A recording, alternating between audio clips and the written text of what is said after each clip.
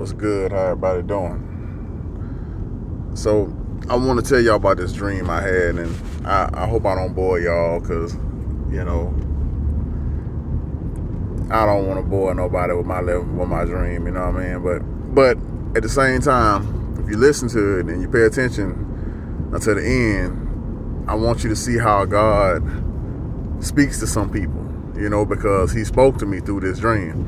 And this is one of the main ways that God communicates with me, is through dream. So I was dreaming, and my mama been dead for 11 years, and maybe 12. No, 11. No, 12, because she passed in 2009. So yeah, July of 2009. So it's been 12 years. So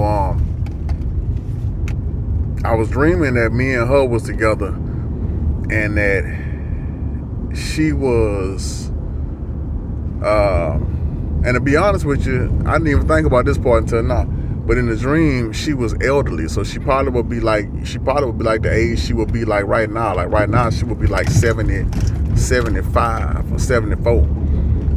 She'd be 75 today. Ain't that something? She would be 75 today. So in this dream, I swear I ain't know that, y'all. I just, I had this dream a couple nights ago, but I didn't plan on doing this video today. But that's a confirmation from God. That's how He worked, I'm telling you. But anyway, so in this dream, me and her was together, and we had to go out to the country for something. And we had a house out in the country. And so we went out to the country, and my mama, she was always the type of person, bro, that she'll let anybody come up on her porch. And all y'all who know my mama know that, you know what I'm saying? She'll let anybody come on the porch. She'll talk to you. She'll feed you, whatever. It ain't matter if you was a prostitute. It ain't matter if you was a killer. It ain't matter if you was a thief. It ain't matter if you was a drug dealer. Whoever you was, you can come sit on her porch and she gonna tell you about the Lord. You know what I'm saying? Or she'll tell you about life or whatever it is, that was on her heart. And she'll look out for you. If she had it, she'll give it to you. You know what I'm saying? That's the type of person she was. So in my dream, we went out to the country, and she was at the house, at this house that we had in the country. And so I left for a little bit to do something, but when I came back, I know some dude who had came by there and had needed some help or something, and my mama was letting him stay there for a little while, because we was only out there for one day. And when I came back, my mama and the dude was gone. The police had came and took the dude and my mama. So I'm like, what in the world happened? So I'm calling the police. First thing I do is call the police station, and I'm on the phone crying and everything. Well, y'all took my mama. What happened? And so the police lady, she sounded sad on the phone. She was like, look, she said, I'm not even much gonna lie to you. Your mama didn't do nothing. She said she didn't do nothing. She said, the guy that she let come stay at the house, she said apparently he was doing all kind of stuff. He was doing all kind of criminal activity, and they basically just arrested my mama too because she was in the house. Now this was somebody she was trying to help. This dude was acting like he was homeless or whatever, and she was trying to help him, and let him spend the night at the house. She didn't know him, you know what I mean? And that's typical type of stuff my mama would do. But so it put her in a bad situation. So after I got off the phone, so also the lady was on the phone. I was like, well, look, you see she elderly. You believe she ain't doing this kind of stuff. So what can we do to get her out? She was like, look, my police chief is gone right now. She said, if you hurry up and get up here, I might be able to, swing something to get her out of here before he get back. So I was like, cool. So I went across the street to the gas station or something. We was in the country, I know I went to like a little small gas station, and in the country, everybody know everybody. So by the time I got to the gas station, the news had already got all the way around. Everybody was like, oh, what happened, and I'm talking to people, and so everybody just started pulling a couple dollars out their pocket. Everybody who was at the gas station, there's probably about 20 people at the gas station, and they all just pulling out money, you know what I'm saying? Not big money. They all pulling out $5, $6, $7, and they all just giving me their pocket change. Like, here, man, when you go down there, this might help you a little bit to get Ms. Rose out, I'm like, thank y'all, whatever. Then they had this other old man. He was like, oh, you ready to go get your mom out of jail? And I was like, yeah, I ain't know him, you know. He was like, all right, well, this is what you got to do. Come with me, and we're going to take care of it. So I was like, okay, cool. So I left with this old man. We went to a church, and it was more like a tabernacle style church, you know, like a church that's meant to be outside and meant, you know, to move around. Like you can pick it up like a tent, you know, but like a fancy tent, you know, like a I can't really explain it, but it was like a tent slash building, but you can move it. It was like a movable church. So we was out in front of this church, and he started yelling real loud, and all of a sudden, a whole lot of men just started coming out the church, and they all just started whipping out money. And I was like, dang, we really about to go get it, you know? And then my dream ended. So all that day, I couldn't figure out what my dream meant. I went to my wife, and I told her about it, because she has started interpreting dreams too. And she told me, she was like, I don't know. She said, but I know in the dream, you know, your mama helped a stranger and it hurt her. She said, but in your dream, a whole lot of strangers was also helping you. So I'm like, yeah, you're right. I still can figure out what it meant until I end up praying that night. When I went in my, you know, closet and went and talked with God. And then I realized what it meant. In that dream, my mom was helping people. And the first thing that happened in that dream, when she got arrested, she did nothing wrong now, but something happened to her, and the first thing I did was make a phone call. See, that represents calling on God. And see, on that phone call, I was crying. So that means crying out to the Lord. See, that was the first thing I did in that dream. Now this was a dream. In the dream, to me, it was real. You know, I didn't know this what it was going to represent, but this is how God speaks to you. When you wake up and you know you got a dream from God, and that's just something you're going to know, because the Bible say, my sheep know my voice. So when you hear from God, you're going to know it's from him. So